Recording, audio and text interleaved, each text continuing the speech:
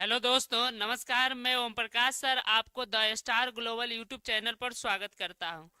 आज हम लोग बिहार बोर्ड क्लास 10th के संस्कृत के मैराथन क्लास करने वाले हैं। सभी लोग जुड़ जाइए और पहला क्वेश्चन की तरफ हम लोग बढ़ते हैं। आज हम लोग संस्कृत के मैराथन क्लास का फर्स्ट क्लास है। एक दिन और परसों क्लास होगा, ठीक है। चलिए पहला क्वेश्चन की तरफ हम लोग बढ़ते हैं। पहला क्वेश्चन है, सत्य का मुंह किस पात्र से ढका है। यह एक चैप्टर का क्वेश्चन है, मंगलम से लिया गया है। सत्य का मुंह जो है किसे ढका है। इसके ऑप्शन है हिरणमयन पात्रेन से, मृगमयन पात्रेन से, रजतमयन पात्रेन से, ताम्रपत्र पात्र से। तो इसका राइट आंसर हो जाएगा हिरणमयन पात्रेन से सत्य का मुंह ढका हुआ है। चलिए दूसरा क्वेश्चन है, मंगलम पाठ कहाँ से संकलित है, यानी मंगलम पाठ को कहाँ से लिया गया है। वेद से, पुराण से, उपनिषद से, वेदांग से। तो इसका राइट आंसर हो जाएगा यह मंगलम पाठ का जो मंगलम पाठ है यह उपनिषद से लिया गया है। चलिए बहुत अच्छा, अगला क्वेश्चन की तरफ हम लोग बढ़ते हैं। अगला क्वेश्चन है काफी महत्वपूर्ण, किसकी विजय नहीं होती है। सत्य की, असत्य की, धर्म की, सत्य और असत्य की, किसकी विजय नहीं होती है। इसका राइट आंसर हो जाएगा असत्य की। असत्य की विजय नहीं होती है। किसकी विजय होती है, तो याद रखिएगा सत्य की। सत्य की विजय होती है, यानी सत्य ही जीतता है। यह बात जो है मुंडक उपनिषद में कहा गया है, सत्यमेव जयते, यानी सत्य ही जीतता है, असत्य नहीं, यानी झूठ कभी नहीं जीतता है। ठीक है, चलिए अगला क्वेश्चन है, महान से भी महान क्या है। महान से भी महान क्या है। इसके ऑप्शन है आत्मा, देवता, ऋषि, दान। तो महान से महान या छोटा से छोटा दोनों आत्मा है। इसको सूक्ष्म से सूक्ष्म भी कहा गया है और महान से भी महान कहा गया है आत्मा को। चलिए अगला क्वेश्चन है, नदी नाम और रूप को छोड़कर किसमें विलीन हो जाती है। नदी नाम रूप को छोड़कर किसमें विलीन हो जाती है। समुद्र में, सरोवर में, तालाब में, झील में। तो नदी अपने नाम रूप को छोड़कर समुद्र में विलीन हो जाती है। चलिए अगला क्वेश्चन की तरफ हम लोग बढ़ते हैं। किम जयते, या संस्कृत में भी कुछ क्वेश्चन आ सकते हैं, ठीक है। किम जयते माने कौन जीतता है, इसका अर्थ होता है सत्यम, असत्यम, पापम, वास्तकम। तो इसका राइट आंसर हो जाएगा किम जयते, सत्यम, सत्यमेव जयते। अरह अनियान कह, अनह अनियान का मतलब ही होता है छोटा से छोटा कौन है। तो दानव है, मानव है, पशु है, आत्मा है, यानी डी नंबर हो जाएगा आत्मा। उपनिषद की संख्या कितनी है, यानी उपनिषद कितने प्रकार के होते हैं।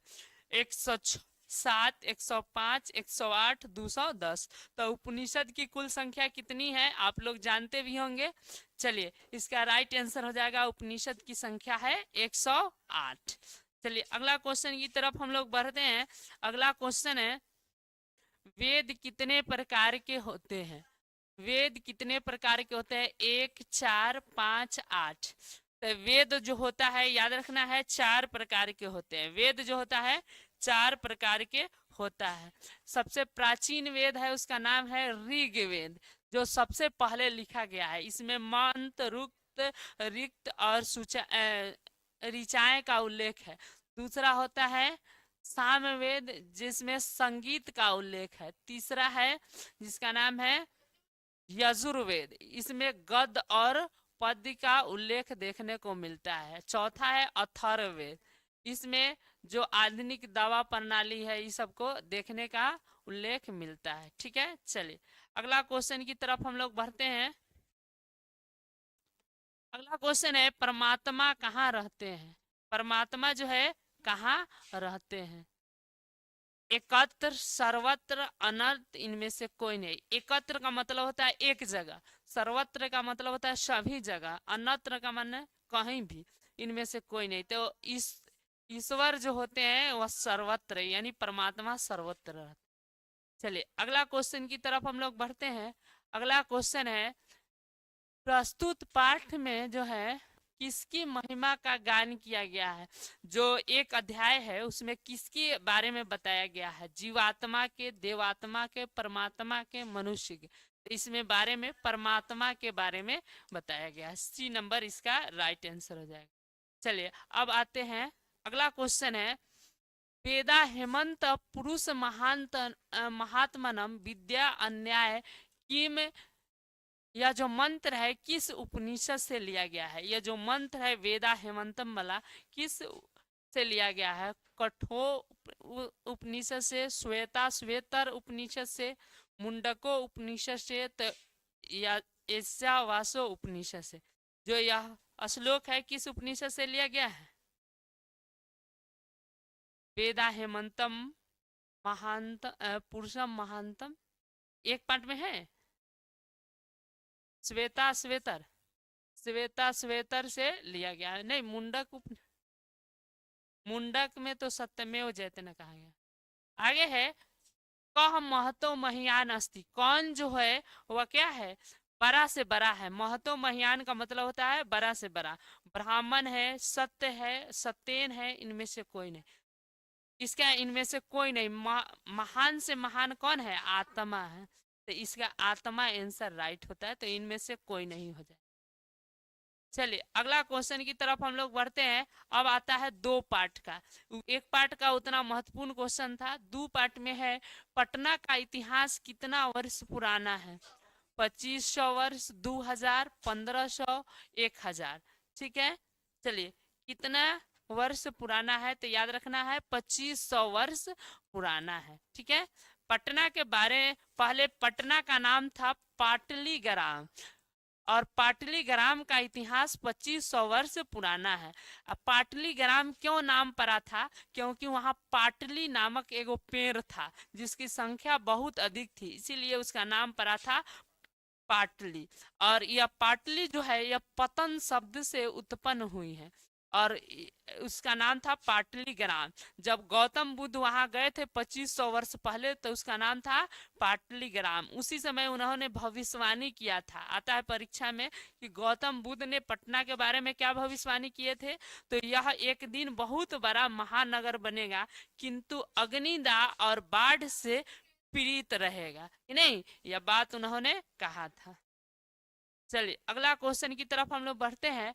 पाटलिपुत्र पटना के नाम से कब प्रसिद्ध हुआ? पाटलिपुत्र का नाम, पटना का नाम पहले पाटलिपुत्र था, वो पटना कब हो गया बताना है।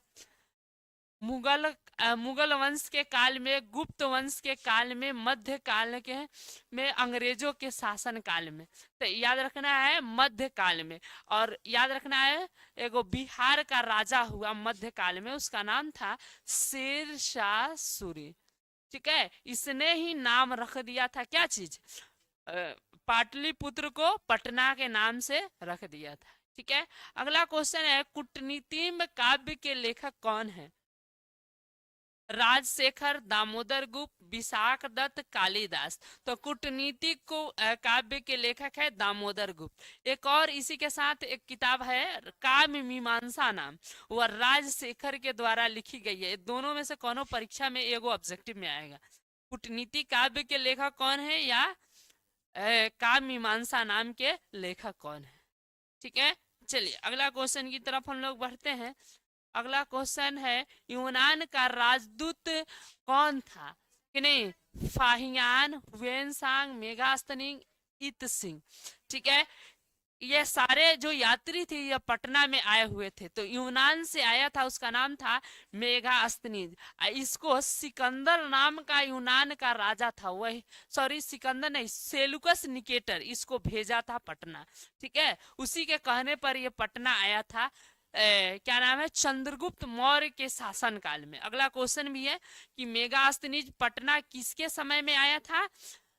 तो अशोक के समय में, मुगल काल के, चंद्रगुप्त मौर्य के समय में, अंग्रेज के समय में। तो चंद्रगुप्त मौर्य के समय में यह आया था, और यूनान का राजदूत था, जिसने एक किताब लिखा इंडिका, उस किताब का नाम है इंडिका। इसी किताब में जो है पटना से समेत पूरे बिहार का वर्णन किया मेघास्तनीज ने।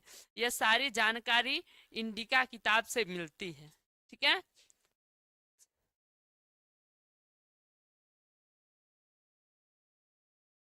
चलिए अगला क्वेश्चन की तरफ हम लोग बढ़ते हैं। आगे आगे है, पाठ पुष्पों की पुतलिका रचना के आधार पर पटना का कैसा नाम था।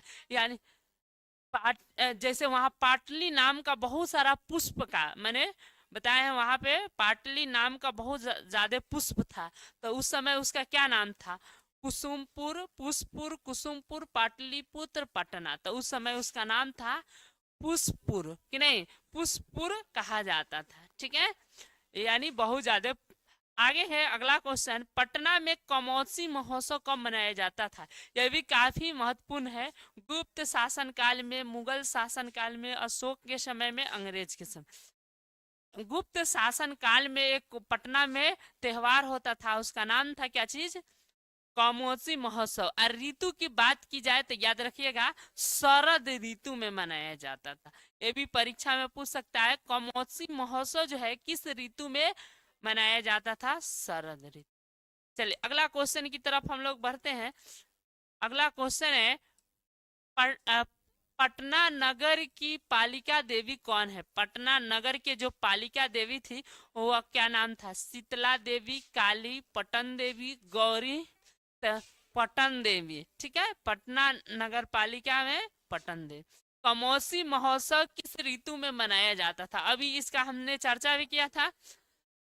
वसंत ऋतु में, वर्षा ऋतु में, ग्रीष्म ऋतु में, शरद ऋतु में। तो कौन से ऋतु में, शरद ऋतु। शरद ऋतु में कमौसी महोत्सव मनाया जाता था। चलिए अगला क्वेश्चन की तरफ हम लोग बढ़ते हैं। आगे क्वेश्चन है कि पटना पाटलिपुत्रे नगरे किम प्रसिद्धम अस्ति, मैंने पटना का क्या प्रसिद्ध है। तो इसका याद रखना है, ऑप्शन है ताजमहल, गोल गृहम, राजमहल, इनमें से कोई नहीं। तो इसका राइट आंसर है पटना का गोलघर ज्यादा प्रसिद्ध है, यानी गोल गृहम हो जाएगा। पटना के किस दिशा में गंगा नदी बहती है, ये भी काफी महत्वपूर्ण क्वेश्चन है। ठीक है, पूरब दिशा में, पश्चिम दिशा में, दक्षिण दिशा में, पूर्व दिशा में। तो उत्तर दिशा में बहता है। कौन से दिशा में, जैसे पटना शहर इधर हो गया, उससे पहले पटना शहर से पहले ही गंगा नदी है, तो उत्तर दिशा में, पटना के उत्तर में पड़ा कि नहीं। ठीक है, अगला क्वेश्चन की तरफ हम लोग बढ़ते हैं। अगला क्वेश्चन है, किसने कहा था भविष्य में पाटलीग्राम एक महानगर होगा। बुद्ध कहे थे, सुखदेव कहे थे, कि शंकराचार्य की, इनमें से कोई नहीं। तो इसके बारे में तथागत बुद्ध या गौतम बुद्ध ने कहा था। आगे है, विदेशी यात्री मेगास्थनीज ने पटना के वर्णन में क्या लिखा है, कौन से चीजें लिखा है, आत्मकथा, निबंध, स्मरण, लेख। तो उन्होंने स्मरण लिखा है जिसका नाम है इंडिका, और इससे जो है पटना के बहुत सारे इतिहास की जानकारी मिली हुई है। चलिए अगला क्वेश्चन की तरफ हम लोग बढ़ते हैं।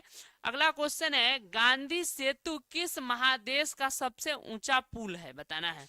रेलवे सेतु है एशिया का, उत्तरी अमेरिका, अफ्रीका, यूरोप। तो एशिया का सबसे, भारत देश एशिया में आता है।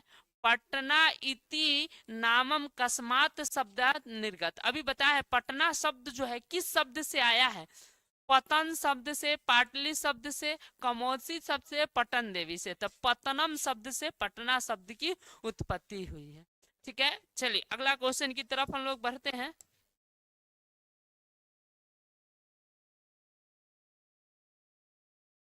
अगला क्वेश्चन है, मध्यकाल या वर्तमान काल में पाटलिपुत्र को किस नाम से जाना जाता है। बहुत ही आसान क्वेश्चन है, पटना, कुसुमपुर, चंपारण, पुष्पुर। तो पटना के नाम से जाना जाता है। आगे है, कवि शिक्षा प्रमुख ग्रंथ जो है किसकी रचना है, भवभूति, राजशेखर, कालिदास, मांग।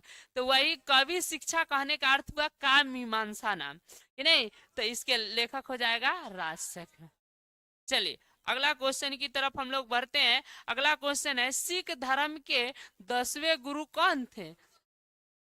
ये भी पटना के रहने वाले से। सिख धर्म के 10वें गुरु कौन थे, गुरु गोविंद सिंह, अमर सिंह, मनमोहन सिंह, तेज बहादुर सिंह। तो गुरु गोविंद सिंह, और इनका जन्म स्थल पटना है, और वहां पे एक बहुत बड़ा गुरुद्वारा भी बना हुआ है। चलिए आगे हम लोग बढ़ते हैं। अगला क्वेश्चन है, किस साहित्य में के ग्रंथ में पाटलिपुत्र के हजारों वर्ष पुराना नाम है। कौन साहित्य में, हिंदी साहित्य में, संस्कृत, मुद्रा राक्ष, कदाम्री। तो संस्कृत साहित्य में ज्यादा नाम है। कुसुमपुर और पुष्पपुर किसका प्राचीन नाम है? पाटलिपुत्र का कि कराची का कि के दरभंगा का? तो यह है पाटलिपुत्र का प्राचीन नाम। चलिए आगे हम लोग बढ़ते हैं। आगे है गुरु गोविंद सिंह का जन्म कहाँ हुआ था? पटना पंजाब द्वारिका हरियाणा। तो पटना में हुआ था। पटना शब्द की उत्पत्ति किस शब्द से हुई है? अभी हम लोग इसका चर्चा किए हैं, पतन शब्द से हुई है। आगे आ गया काव्य मीमांसा नामक ग्रंथ के कौन लिखा है? अभी बताए थे राजशेखर। पटना बिहार की राजधानी कहाँ है? पटना। ये तो सभी लोग जानते ही होंगे। चलिए आगे अगला क्वेश्चन की तरफ हम लोग बढ़ते हैं। अब आया तीसरा पार्ट जिसका नाम है आलस कथा। आलस कथा के लेखक कौन है? पहला क्वेश्चन आलस कथाया रचनाकारक। आलस कथा रचनाकार माने होता है लेखक, ठीक है। कह माने कौन है कि नहीं? तो ऑप्शन है विद्यापति, सूरदास, कालिदास, तुलसीदास। कौन है? विद्यापति। वीरेश्वर कह आसित। वीरेश्वर कह माने होता है कौन, आसित माने था कि नहीं? कौन था वीरेश्वर? आदेशपाल, राजा, मंत्री, इनमें से कोई नहीं। तो वीरेश्वर मंत्री था। कहाँ का? मिथिला का मंत्री था, ठीक है। चलिए अगला क्वेश्चन है आलस कथा किस ग्रंथ से उद्दित है? मैंने कौन ग्रंथ से लिया गया है? पुरुष परीक्षा, स्त्री परीक्षा, मानव परीक्षा, मरकट परीक्षा कि नहीं? पुरुष परीक्षा से लिया गया है। वीरेश्वर कौन था? मिथिला का राजा, मिथिला का मंत्री, मिथिला का राजकुमार, मिथिला का संतरी। क्या था? मंत्री था कि नहीं? मिथिला का क्या था? मंत्री था। चलिए अगला क्वेश्चन की तरफ हम लोग बढ़ते हैं। अगला क्वेश्चन है आलसशाला में आग क्यों लगाई गई थी? इसके ऑप्शन है आलसियों को भगाने के लिए, आलसियों की परीक्षा कराने के लिए, आलसियों की संपत्ति हड़पने के लिए, इनमें से कोई किसी के लिए नहीं। आलसियों की परीक्षा के लिए। स्त्री नाम गति न कह। स्त्री का गति कौन होता है? इसके ऑप्शन है पति, गुरु, मित्र, देवता। स्त्री के गति होता है पति। चलिए अगला क्वेश्चन की तरफ हम लोग बढ़ते हैं। आलस कथा पाठस्य लेखक कह। माने आलस कथा पाठ के लेखक कौन है? नारायण पंडित, विद्यापति, माघ, दयानंद। तो ये हो जाएगा कौन? Vidyapati. B number right answer. शरीर में सदैव रहने वाला मनुष्य का शत्रु कौन है? दया, लोभ, कान, आलस। तो आलस है। बालक का नाम गति कह। बालक का गति कौन होता है? पिता, मित्रम, जननी, मृत्यु। तो जननी माने माँ होता है, यानी जननी माँ होती है, यानी बच्चों की रक्षक माँ होती है। अगला क्वेश्चन है आलसशाला में आग लगने पर कितने लोग नहीं भागे थे? कितने लोग नहीं भागे थे? 3, 5, 4, 6। तो 4 लोग नहीं भागे थे। ये ओरिजिनल आलसी था कि नहीं? चलिए संसार में बच्चों का सच्चा रक्षक कौन है? माता, पिता, बहन। तो माता बच्चों का सच्चा रक्षक है। चलिए आगे क्वेश्चन की तरफ हम लोग बढ़ते हैं। अगला क्वेश्चन है किसको देखकर सभी धूर्त लोग भाग गए? चोर को, अग्नि को, मित्र को, वर्षा को। किसको देखकर भाग गए? अग्नि। कति पुरुषा सुप्ता आसन। कितने पुरुष सोए हुए थे? आदेश क्या ऑप्शन गलत दे दिया है क्या? गलती इसका ऑप्शन दे। इसका 4 चतवारा है आंसर हो जाएगा। 4 पुरुष सोए। हाँ इनमें से कोई नहीं, चाहे चतवारा है आंसर। आगे है विद्यापति का आशित लेखक, निबंध, मैथिली कवि, पत्रकार। क्या थे? मैथिली कवि थे कि नहीं? अगला है नीतिकार आलस को क्या मानते थे? मित्र, गुरु, शत्रु, सहयोगी। तो शत्रु मानते थे। वीरेश्वर स्वभाव की दिशा आशित। वीरेश्वर का स्वभाव कैसा था? दानशील, कारुणिक, कोमल, कठोर, निर्दय। तो दानशील और करुणा भाव उसके अंदर था कि नहीं? वह मदद करना चाहता था।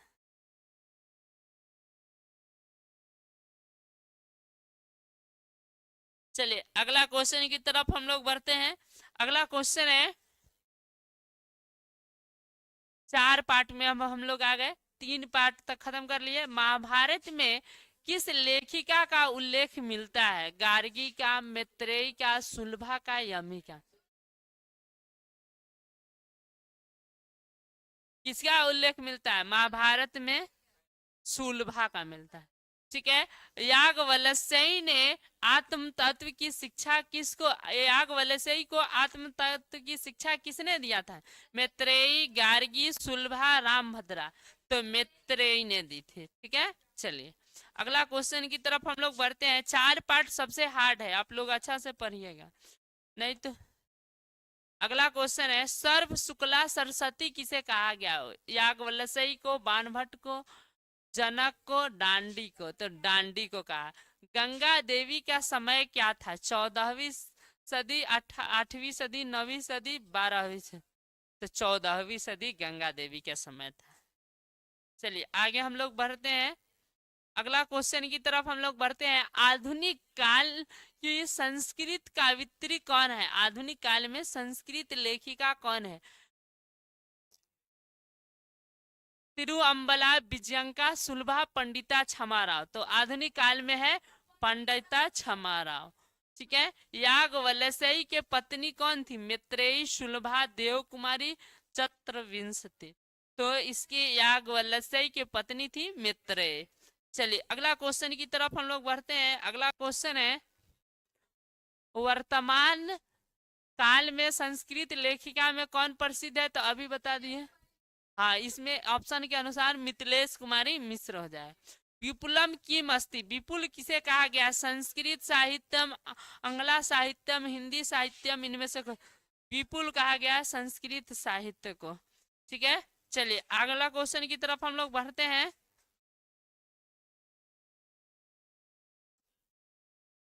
अगला क्वेश्चन है, समाजस्य यानः के चलती, मैंने समाज के लिए कौन कौन जरूरी है?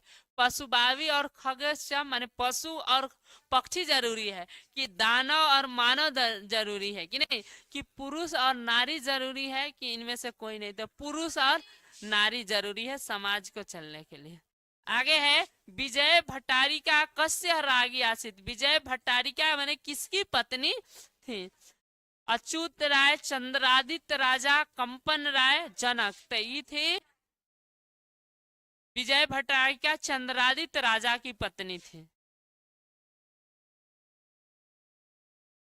आगे है, पंडिता क्षमाराव किस काल की लेखिका में विदुषी थी? प्राचीन काल, वैदिक काल, आधुनिक काल, ऐतिहासिक काल? तो आधुनिक काल में।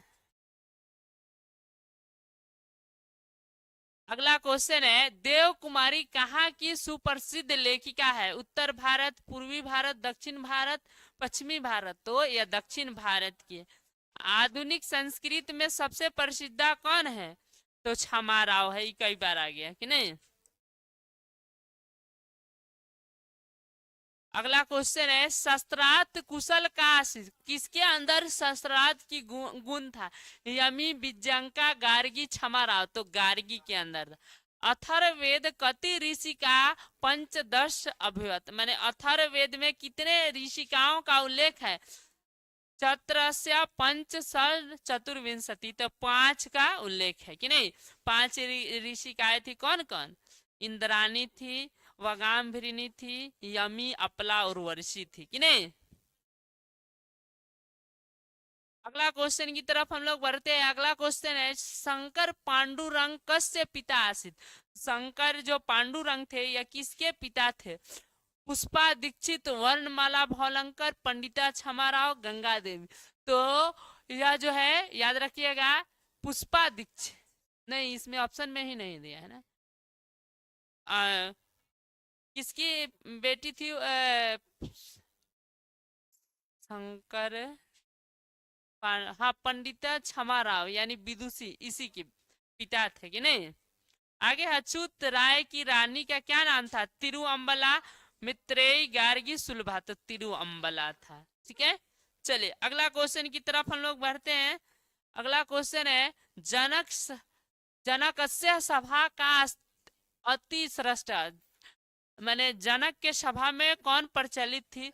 राम भद्रा, गार्गी, अपला, पुष्पा दीक्षित। याद रखना है गार्गी। अगला क्वेश्चन की तरफ हम लोग बढ़ते हैं। अगला चैप्टर आ गया 5, 6, 7 तक हम करा देंगे, ठीक है। 2 और चैप्टर है और 7 को परसों करा देंगे, ठीक है। अगला है किसके गीत देवता भी गाते हैं? किसके गीत गाते हैं? भारतवर्ष, स्वीडन, बांग्लादेश, पाकिस्तान। तो भारतवर्ष के। प्राचीन संस्कृति की पहचान किससे होती है? धर्म से, संस्कार से, कर्म से, धन से। संस्कार से होता है, ठीक है। चलिए अगला क्वेश्चन है, भारत महिमा पाठ का द्वितीय श्लोक कहाँ से लिया गया है? विष्णु पुराण, भागवत पुराण, पद्म पुराण, वायु पुराण। तो भागवत पुराण से। पहला श्लोक है विष्णु पुराण, ठीक है। ऐसा कब प्रसन्न? विष्णु, ब्रह्म, हरि, महेश। तो कौन प्रसन्न होते हैं? हरि। अगला क्वेश्चन है, अस्माकम भारतवर्षम प्रति किम कर्तव्यानि। हमारे जो है भारत के प्रति कैसा कर्तव्य होना चाहिए? भक्ति, शक्ति, दया, मोह। तो देशभक्ति होनी चाहिए कि नहीं? भक्ति। भारत महिमा पाठ कस्मात पुराणात गृहीतम। कौन से पुराण से लिया गया है? तो विष्णु पुराण। शिव पुराण से नहीं है, ना वायु पुराण, ना मत्स्य पुराण से, कि नहीं? ठीक है। चलिए अगला क्वेश्चन की तरफ हम लोग बढ़ते हैं। अगला क्वेश्चन है, हमेशा जनानाम का भवेत। मैंने सभी लोगों में यहाँ क्या देखी जाती है? देश प्रेम, देशभक्ति, देश सेवा, देशद्रोह, विशाल विशाल धारा। तो याद रखिएगा क्या देखा जाता है? देशभक्ति। यूरोपीय आगे है विशाल धारा क्या? यूरोपीय, भारतीय, चीनीय, आंग्ल देशीय। विशाल धारा किसका है? तो भारतीय। देवा कानी गायंती, संगीत झूमरानी, गीत गानी, महारानी, कि नहीं? क्या गीत गाते हैं, कि नहीं? C number right answer. अगला क्वेश्चन की तरफ हम लोग बढ़ते हैं। अगला क्वेश्चन है, इयम निर्मला मातृभूमि की दृश्यम आसित। मनोरमा, वत्सला, बंधुरथ, इनमें से कोई नहीं। तो वत्सल। अब आ गया भारतीय संस्कार। प्राचीन काल में शिष्यों को क्या कहा जाता था? छात्र, ब्रह्मचारी, धनुर्धारी, ब्रह्मचारी कहा जाता था। चलिए अगला क्वेश्चन की तरफ हम लोग बढ़ते हैं। जन्म पूर्वे संस्कार कितने हैं? मैंने जन्म के पहले कितने संस्कार होते हैं? षड, पंच, एक, त्रेय। त्रेय होता है, 3 होता है। जन्म के पहले 3, गर्भाधारण, पुष्पवसन, सिमतोनयन, कि नहीं? ठीक है। अगला होता है शिक्षा संस्कार कति संति। मैंने शिक्षा अवस्था में कितने संस्कार होते हैं? 2, 8, 5, 3। कितने होते हैं? तो शिक्षा अवस्था में 5 होते हैं, कि नहीं? क्या क्या होता है? अक्षरारंभ, कि नहीं? सबसे पहला होता है वेदारंभ, केशांत, समावर्तन, कि नहीं? उपनयन। ठीक है। संस्कार कितने प्रकार के, कितने भाग होते हैं संस्कार के? नहीं, कितने भाग होते हैं पूछ रहा है। 5, 6, 7, 16। तो 5 भाग होते हैं, ठीक है। अगला क्वेश्चन की तरफ हम लोग बढ़ते हैं। अगला है जन्म पूर्वे कितने संस्कार होते हैं? अभी आया था 3। विवाह एक संस्कार भौतिक। कैसा संस्कार है? पवित्र, निर्मला, अपवित्र, शुद्ध। पवित्र संस्कार है विवाह। शिक्षा वासने गुरु शिक्षा यान कुत्र प्रविष्टि। मैंने जो शिक्षा वासना में गुरु जो होता है वह कहाँ रहते थे? और बच्चा सब पढ़ने जाता था ग्राम, वन, यज्ञ, स्व। ठीक है। तो वन में रहते थे। चलिए अगला क्वेश्चन की तरफ हम लोग बढ़ते हैं। अगला क्वेश्चन है बाबू, जात कर्म संस्कार में होता है। मैंने जात कर्म कौन संस्कार में आता है? जन्म पूर्वे शिक्षा संस्कार, शैशव संस्कार, विवाह संस्कार। किसमें आता है? जात कर्म। जात कर्म आता है शैशव संस्कार में। ठीक है। आगे है शिक्षणिका संस्कार कति संति। मैंने शैक्षणिका अवस्था में कितने संस्कार होते हैं? षड, त्रे, पंच, 7। तो 5 गो होता है शिक्षा अवस्था में। एक हम सबको रिवाइज करवा देते हैं। देखिए संस्कार कितने होते हैं कोई आदमी पूछे तो याद रखिएगा 16। ठीक है, जन्म पूर्वे माने जन्म से पहले होता है 3 गो। ठीक है, जन्म पूर्वे याद रखिएगा 3 गो, कौन कौन, तो गर्भाधारण, पुष्पवसन, सिमतोनयन। उसके बाद हो गया शैशवावस्था। शैशवावस्था में होता है, शैशवा काल में 6 गो, जात कर्म, नामकरण, अनपराश्रम, निष्कर्मण, कर्णवेदी कि नहीं। ठीक है, उसके बाद होता है शिक्षा अवस्था, इसमें होता है 5 गो। शिक्षा अवस्था में 5 गो, कौन कौन, अक्षरारंभ, वेदारंभ, किसान, समावर्तन, उपनयन। ठीक है, उसके बाद होता है शिक्षा पूरी करने के बाद विवाह संस्कार एक होता है। गृहस्थ जीवन में विवाह संस्कार कितने हुए, कितना हो गया, 3 9 9 5 14 कि नहीं, एक 15, एक होता है मरने के उपरांत अंतोष्टि संस्कार कि नहीं। इस तरह के 16 संस्कार होते हैं, याद रखिएगा। ये तो हो गया है ना, ये चेंज हुआ। आगे है विवाह संस्कार पूर्व मनुष्य का प्रविष्टि, माने विवाह संस्कार के पहले कौन संस्कार होता है, तो देखिए विद्या अध्ययन के बाद विवाह संस्कार होता है। आगे है संस्कार प्राय कितने विभाग, तो अभी बताया है 5 विभाग। ठीक है, चलिए अगला क्वेश्चन है, भारत के व्यक्तित्व की रचना कौन करता है, आलस, संस्कार, 16 18, तो संस्कार करते। विवाह एक संस्कार भवती, कैसा संस्कार है, तो अभी आया था पवित्रम। शैशवा संस्कार कितने अस्ति, शैशवा संस्कार अभी बता दिए 6।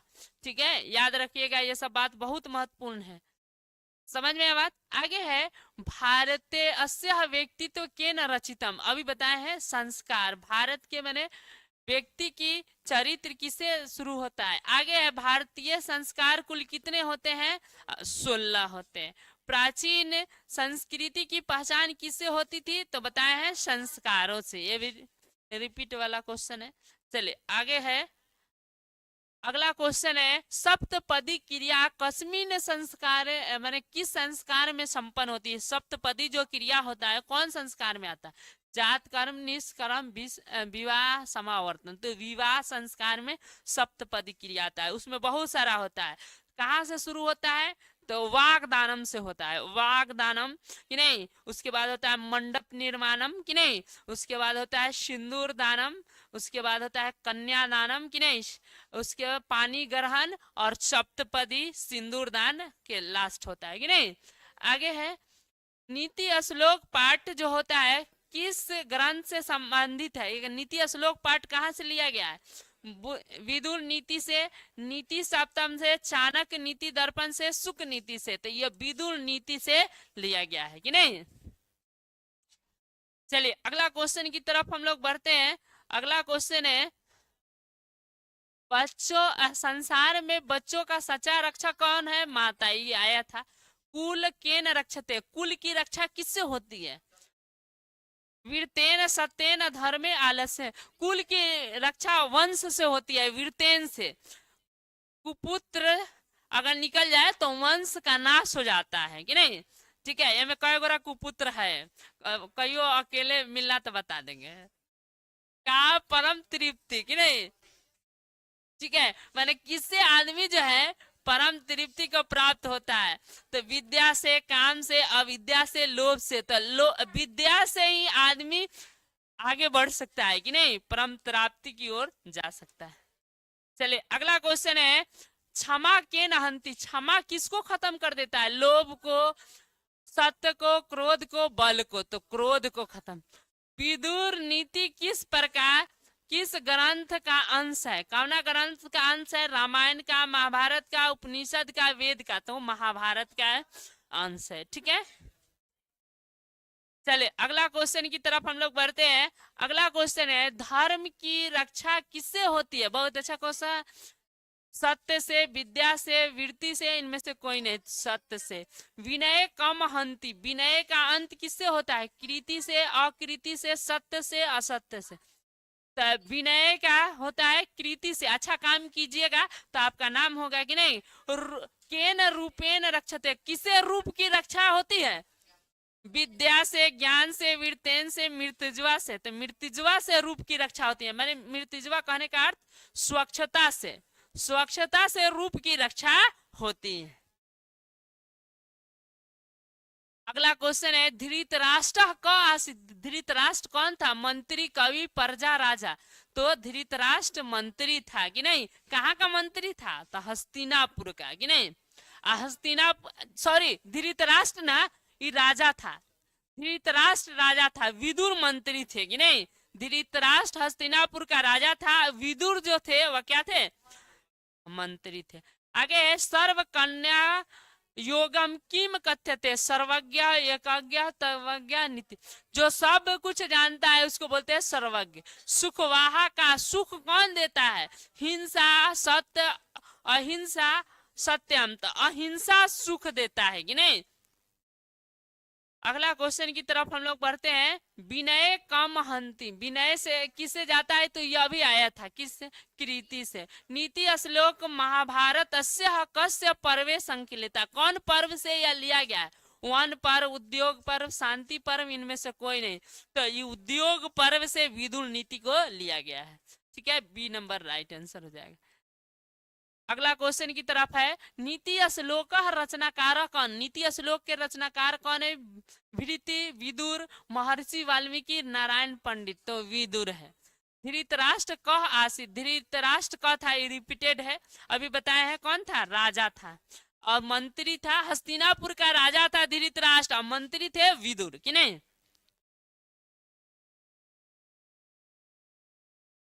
आगे है, अच्छा उसमें का कुछ छूट गया।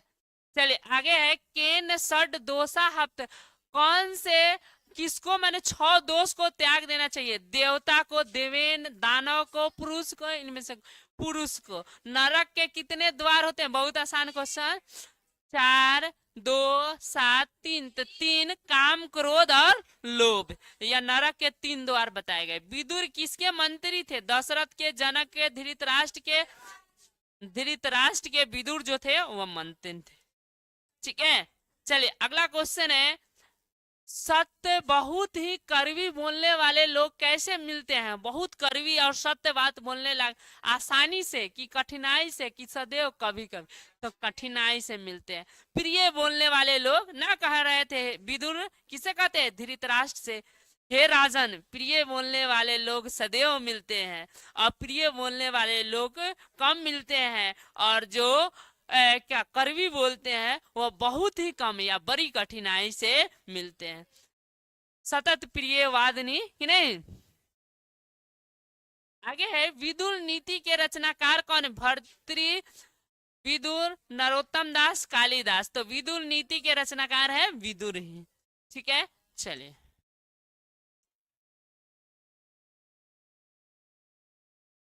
आगे है। मनुष्य को आत्मा को नष्ट करने से किन 3 चीजों का त्याग देना चाहिए? उत्तरे लिख दिया, काम, क्रोध और लोभ। कर्मवीर, कर्मवीर का आशित, कर्म इसमें नहीं होगा ज्यादा, कहीं ये थोड़ा सा होगा। राम, परवेश, राधे श्याम, दिनेश, कौशल कुमार। तो कर्मवीर कौन थे? राम। देख लेते हैं कितना है, ज्यादा नहीं होना चाहिए।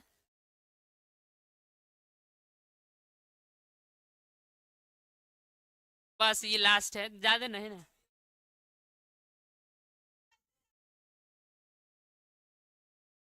चलिए ये तो हो गया, 3-4 पे चले हैं। चलिए अगला क्वेश्चन है। भिखन टोला ग्राम और शिक्षक का कौन दृष्टवान, मैंने कौन, कैसे बालक देखे थे? दलित बालक। राम परवेश ग्रामम किम नामम अस्ति, राम परवेश का क्या गांव का? भिखन टोला, शहीद टोला, जा जीव राख टोला कि नहीं? जीवन राख टोला। तो भिखन टोला नाम था कि नहीं? ऑप्शन लेकिन गजब गजब लिखा है कि नहीं? चले अगला क्वेश्चन है। भिखन टोला दृष्टा कौन आगत? भिखन टोला देखने कौन आए थे? लेखक, कवि, शिक्षक, महात्मा। कौन आए थे? शिक्षक। बालक कस्य शैल कृष्ण आकृष, किसके प्रति बालक जो है आकृष्ट हुए थे? बालक के शिक्षा के प्रति कि नहीं, शिक्षक अवश्य। चलिए आगे है, राम प्रवेश और नौकरी कहाँ कर रहे हैं? राज्य प्रशासन में, केंद्र प्रशासन में, नगर प्रशासन में, नगर परिषद? केंद्र प्रशासन में। राम प्रवेश कितने भाई बहन थे? 2, 4, 5, 3। 2, एक भाई और एक बहन थे, और माता पिता 4 सदस्य थे उनके परिवार में। चलिए अगला क्वेश्चन की तरफ हम लोग बढ़ते हैं। राम प्रवेश का घर कैसा था? कुट्टी था, साधारण घर, ताजमहल, ईंट का? कुट्टी था, माने मरई के था कि नहीं, जिसमें खाली बारिश के पानी भी गिरता था, खाली धूप से रक्षा होती थी। भिखन टोला की मस्ती कहाँ है? गांव है कि नगर है, गृह है, तरांग? ग्राम है कि नहीं। लास्ट क्वेश्चन है, छात्रा नाम तपह किम अस्ति, मैंने छात्रों का तप क्या है? धन है, अध्ययन है, व्यायाम है, गृह है? अध्ययन। ठीक है, मैंने ये पहला क्लास हो गया, एक और क्लास होगा, पूरा संस्कृत खत्म। ठीक है, चले।